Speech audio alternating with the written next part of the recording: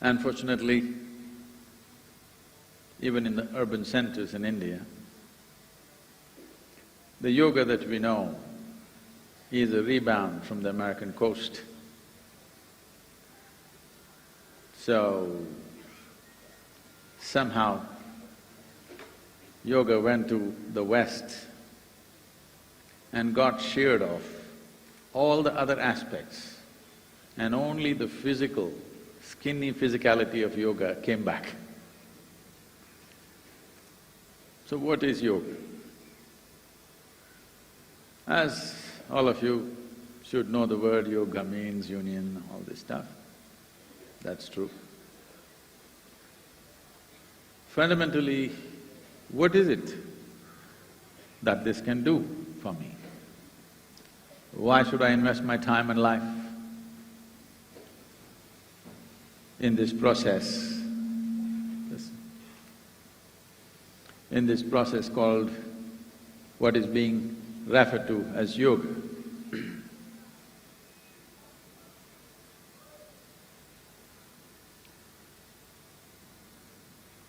You must understand, in this culture, this science of yoga became so significant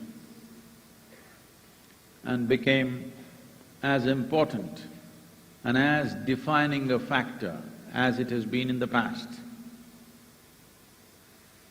Mainly because this will not be a popular thing to say, but we must know that this is a godless culture. Though we know the technologies of God-making, we know how to manufacture a god. This is the only culture which still remembers that we created God. Everywhere else, people started believing God created them. When I refer to the word God, I'm talking about a certain being or a certain person somewhere up there. Yoga became of supreme importance in the past, in this culture, because this is not a land of believers. This has always been a land of seekers. The basis of seeking is a true seeking can truly happen within you only when there are no assumptions or presumptions within you. Belief means concretization of assumptions that you have made, which may be culturally convenient, but not existentially, it has no relevance. So the science of yoga took precedence over everything else because to seek, you need tools. Without tools, if we try to do something, being the way we are as human beings, our rate of success with anything would be extremely poor. Today we dominate this world. Of all the other creatures, human beings are dominating this world mainly because of our ability to use tools. Otherwise, probably a colony of ants would have dominated us. Well, the most fierce animals that we can think of, tigers, lions, in terms of strength, an elephant, these were all creatures which terrorized humanity of the past.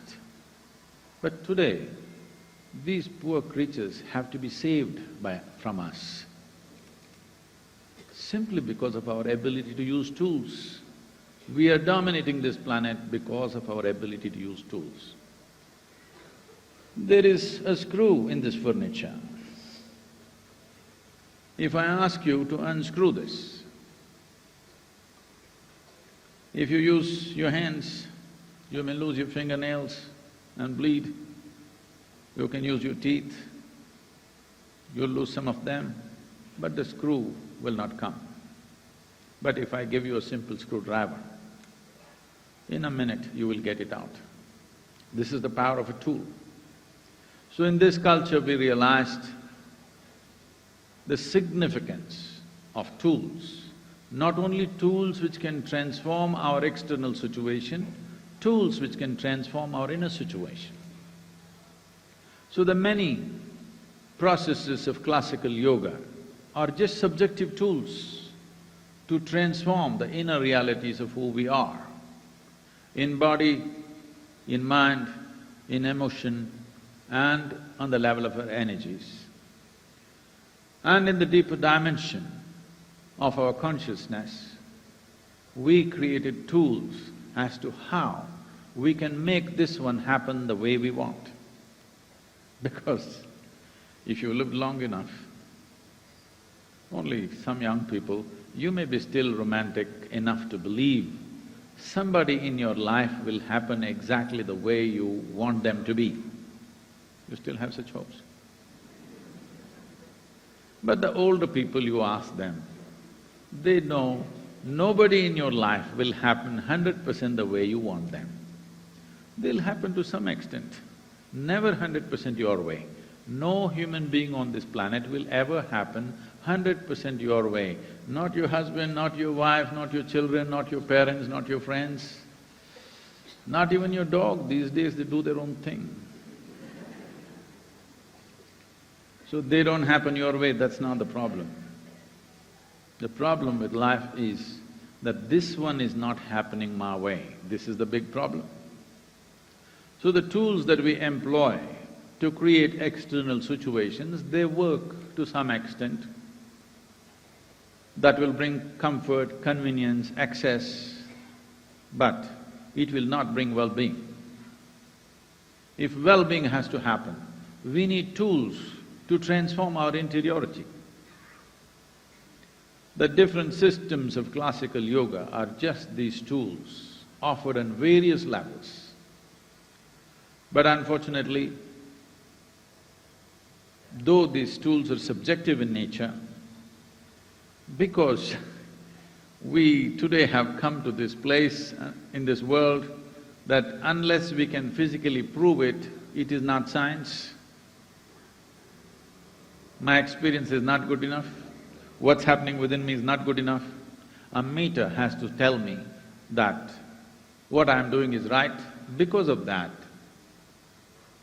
across the world today, we are trying to shear yoga off all subjectivity and make it into a very physical thing. It still works, fortunately, but that's not the best way to use it.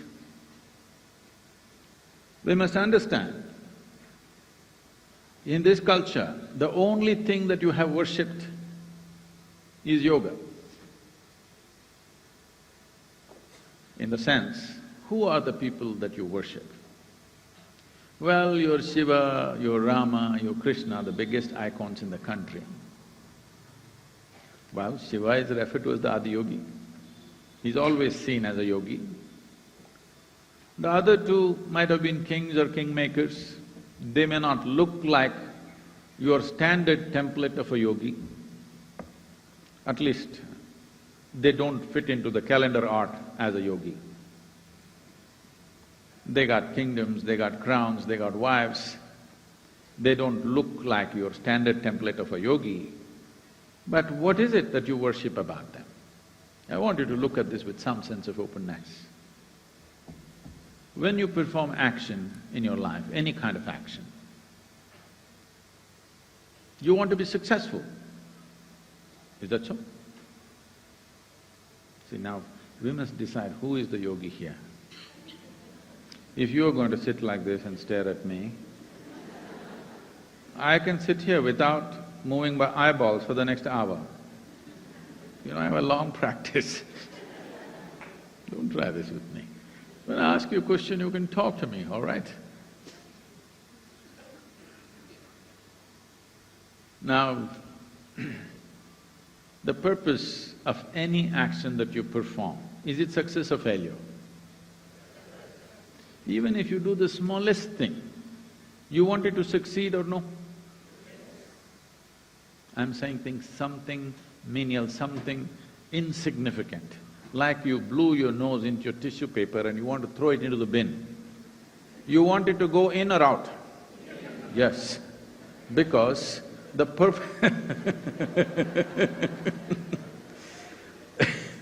the purpose of any action is success. We don't want to perform action which doesn't succeed.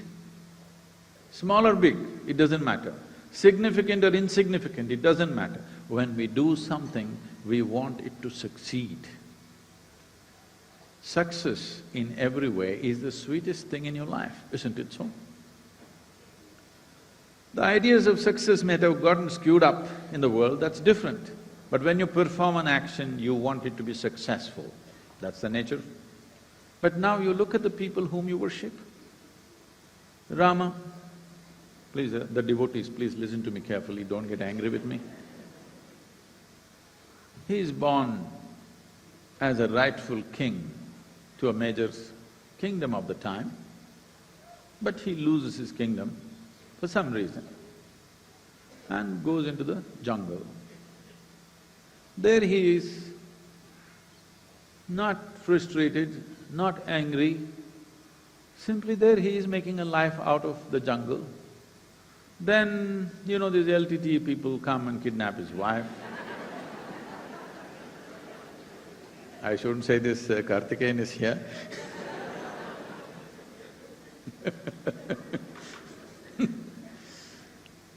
Then he becomes despondent, he loves his wife, so he goes in search of her, goes down, has a bloody battle down there in Sri Lanka, then burns down the entire city, then recovers his wife, political pressures, so he has to put her through the fire test, which he doesn't want to do. Then he brings her back, makes her his queen, again political problems. So again sends her back to the jungle and she's pregnant. Then she delivers children, no sonogram was done, so he does not know whether it's boys or girls, he does not know it's one or two, but she delivers two boys in the jungle. These boys grow up in the jungle, king's children, but they grow up in the jungle.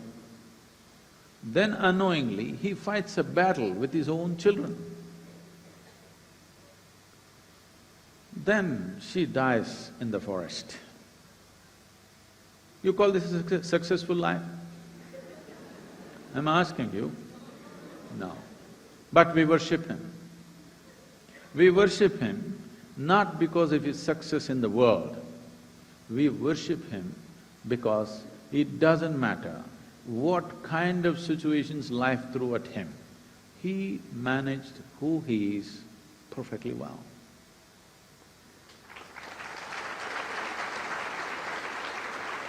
He did not become vengeful, he did not become bitter, he did not become depressed. He kept himself as he was. As he would be on the throne, so he was in the jungle, so he was in the battle, so he was in the time of peace, so he was when he lost his wife, so he was when he battled with his children. He maintained who he is without losing it. So we see him as a yogi and we worship him. We worship him not because of his physical success, we worship him because within himself he is a huge success. Because this has been our value system, because the quality of our lives is not determined by what we have around us, but how we are right now within us. You tell me right now, the quality of your life, is it decided by what kind of clothes you're wearing, or what kind of car you parked outside, what kind of home you live in, or how joyful you are right now? Which decides the quality of your life? So, this is what we have always valued as success, because what life throws at you is not always in your hands. You don't know where the trap is. See, right here, you don't know where the trap was.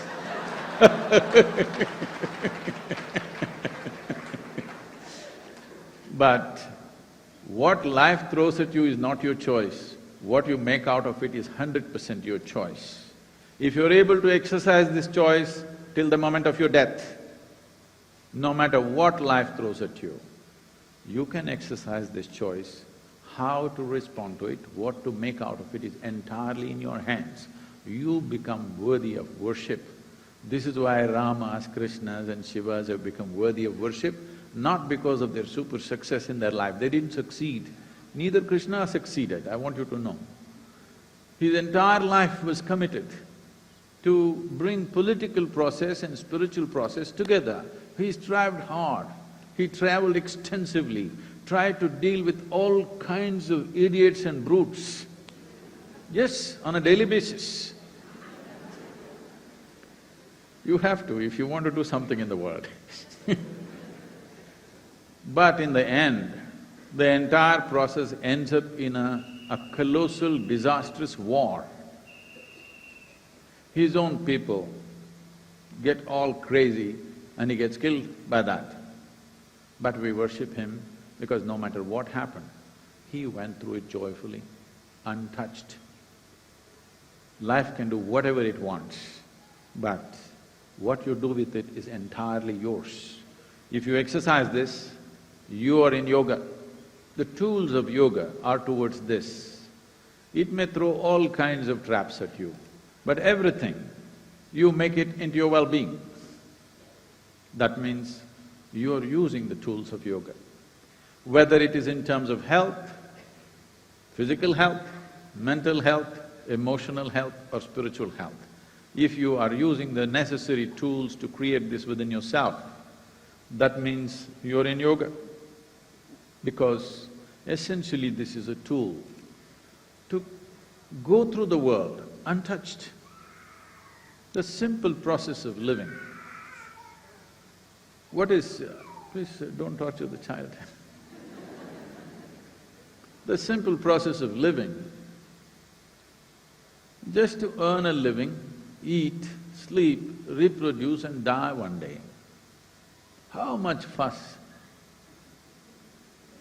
What else… what else is the most of the population doing? Just this, just to survive, earn a living, wish to reproduce, otherwise you can keep quiet. But how much fuss? How many ways human beings are getting twisted? I don't know to what extent you're exposed to human suffering. Every day I'm meeting thousands and thousands of people. What I see is the variety of suffering that human beings have invented is too phenomenal. You give them anything, they're capable of suffering it. You give them nothing, they'll make enormous suffering out of it. They are poor, they suffer the poverty. Make them rich, suffer the taxes. Uneducated, they suffer lack of access. You put them to school, endless suffering. Not married, they suffer that. Get them married, I won't say anything, I didn't say anything. I didn't say anything. You are the ones, I didn't say anything. No children, they suffer that. Give them children, daily suffering. Show me one thing that human beings are not suffering. Now they will conclude, life is suffering. Life is not suffering. Because what is it that you're suffering? You're capable of suffering something that happened 10 years ago, yes? Yes, yes, yes? Oh, experts, lots of experts And you're capable of suffering what may happen day after tomorrow already. So I want you to understand, you are not suffering life. You are suffering two fundamental faculties which set human beings apart from every other creature, which is called memory and imagination. You are suffering your memory, you are suffering your imagination. You're not suffering life. These are two things that set us apart from every other creature on this planet. We have an exquisite memory of every experience that has happened in our lives, and we have an exquisite imagination to project into the future and make attempts to create that imagination. But these are the two things you're suffering. If you're suffering yesterday and tomorrow, it does not mean you're suffering life, you're suffering your memory and your imagination. Memory does not mean just your conscious memory. In yoga, we look at human memory as 8 different dimensions. I don't want to go into all the classifications, but right now, is it true that if you are a man and you eat a mango, I'm sorry, it's a bit too early I think for mangoes. If you eat a mango, this mango goes inside in 2 hours' time, it becomes a man. Yes? That's why it's called a mango.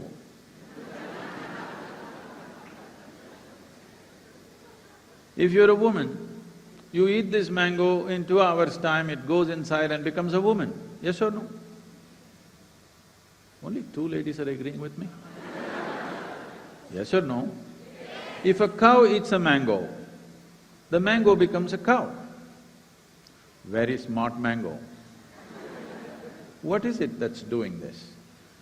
It is just that there is a certain volume of evolutionary memory in this. Whatever you put into this is what it will become. Because if you eat dog food, you will not become a dog. Or if the dog eats your food, it'll not become you. Because there is an evolutionary memory which ensures whatever goes inside, this is what happens to this. And there's a genetic memory.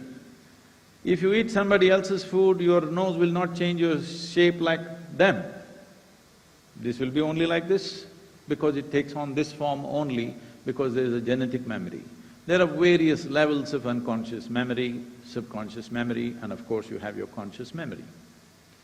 Your suffering may not be just on the level of conscious memory, unconscious levels of memory may be causing suffering to you. See, people come to me and say, Sadguru, my husband, my wife, she's impossible, my mother-in-law, no word, Sadguru. My boss, unthinkable he is. I cannot believe how he evolved into a human being. Then I tell them, you come to the yoga center, I will make sure your husband, your wife, your boss, your mother-in-law, nobody has entry here, just you. I'll give you a nice place to stay, I'll give you good food to eat. Nothing to do, just be joyful, that's all. I'll make random checks on you. When I check on you, you must be joyful. If you're miserable, I don't believe in feeding misery. There's no point, isn't it? What is the point feeding misery, I'm asking? Now you leave them for 24 hours in one place, oh, they will twist themselves out into all kinds of things. When you're alone, if you're miserable, obviously you're in bad company, isn't it?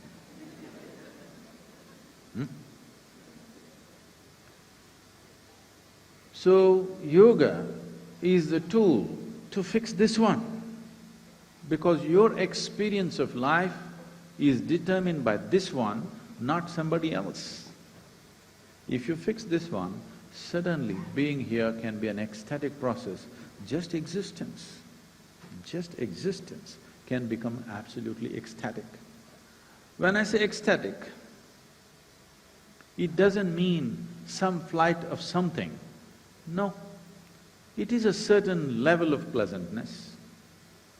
In language, the highest level of pleasantness we can call it as blissfulness or ecstasy. The peak of human experience, generally in English language, is described as ecstasy. I'm saying you can be in the peak of your experience. If your body becomes pleasant, we call this health. If it becomes very pleasant, we call it pleasure. If your mind becomes pleasant, we call it peace. If it becomes very pleasant, we call it joy. If your emotions become pleasant, we call this love. If it becomes very pleasant, we call it compassion. If your very life energies become pleasant, we call this blissfulness. If it becomes very pleasant, we call it ecstasy. If your surroundings become pleasant, we call it success.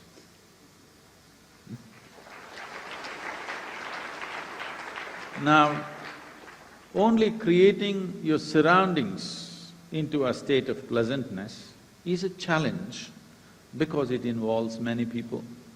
If we want to make this place pleasant, we need all your cooperation, otherwise it's not possible. In some way we must be able to harness everyone's mind, emotion and behavior, then only we can create a pleasant place around us. But to create pleasantness within this, it's just you and you alone. This you must be able to do, isn't it? At least what happens within you must happen your way, that's all I'm asking. Yes or no? The world may not happen your way, but if this happens your way, how would you keep it? Blissful or miserable? Please make a choice, I'm going to bless you right now. For yourself, the choice is always the highest level of pleasantness. What you want for your neighbor may be debatable, but what you want for yourself is crystal clear. But why is this not happening? This is not happening simply because you have not found the appropriate tools. This is the business of yoga, to give you the right kind of tools to create health, to create well-being, to create a joyful way of existence, to make the experience of life truly ecstatic. These are the tools, yoga is the tools for this purpose. We do not know whether you will climb Mount Everest or not. You may not have the legs or the lungs. I do not know whether you will run faster than Mr. Bolt or not. I do not know whether you will become the richest man in the world or not. I do not know whether you will become the most beautiful woman in the world or not. But this must happen, that your experience of life on this planet is pleasant. This much you deserve and this much must happen to every human being. This is where yoga becomes significant, because this is the tools, entire technology to ensure the experience of every human being on this planet is pleasant, no matter what is happening around us. Because what is happening around us, we can only make it happen to a certain extent. You cannot control it 100%. But I'll ask you a simple question. Let's say right now you're feeling wonderful. If I come and meet you at this moment when you're feeling wonderful, I'm sure you will be wonderful to me. I'm asking. Good. But another moment you're feeling frustrated, unhappy, miserable about something, if I come and meet you, you could be nasty. Sorry. This is true with every human being, isn't it?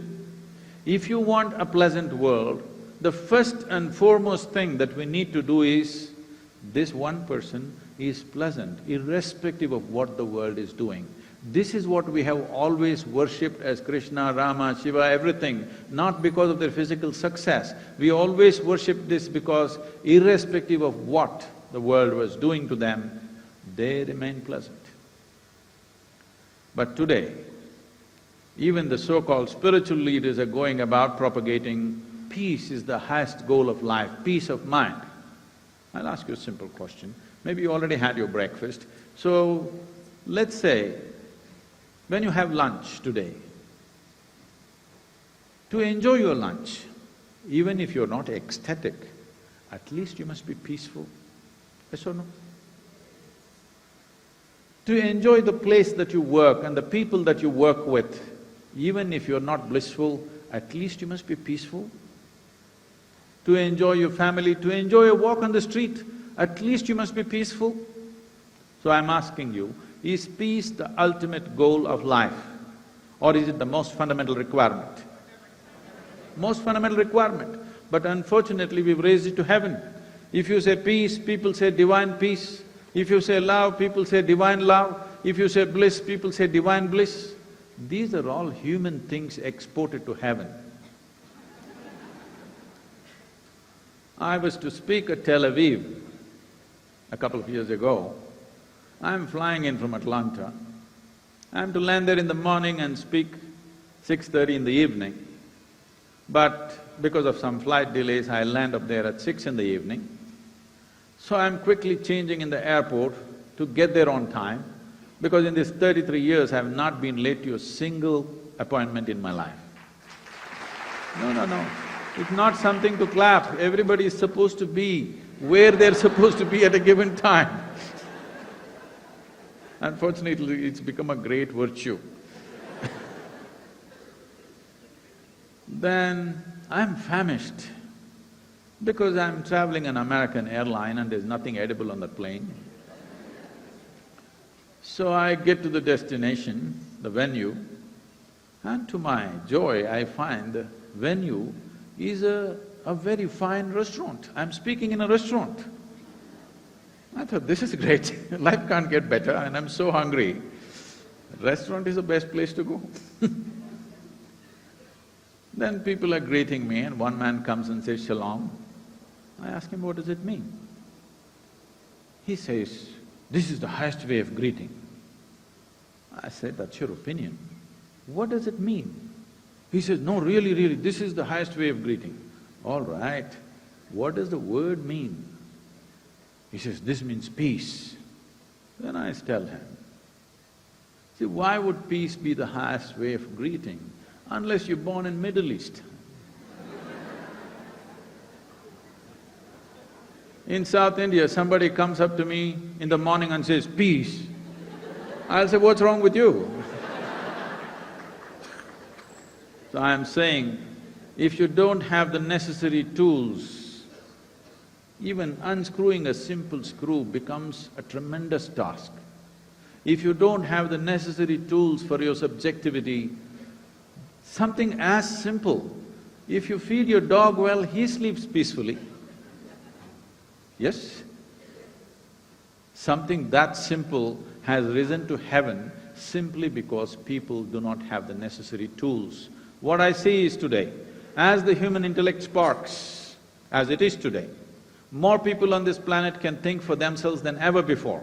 Once this happens, I see in the next probably 50 to 70 years' time, a time will come when all the solutions in heaven will collapse.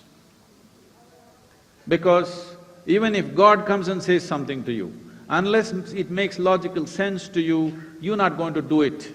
Already you're becoming like this, but still you're little afraid, you're still God-fearing. But in another 25 to 50 years, you will see nobody in this world is willing to do anything unless it makes sense to them. When this happens, when heavens collapse, heaven will collapse, but human longing to experience something more will not go away.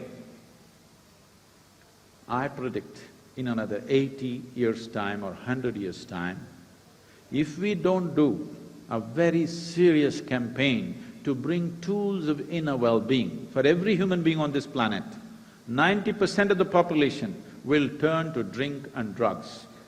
This is why yoga is of phenomenal significance for the coming generations. Thank you very much.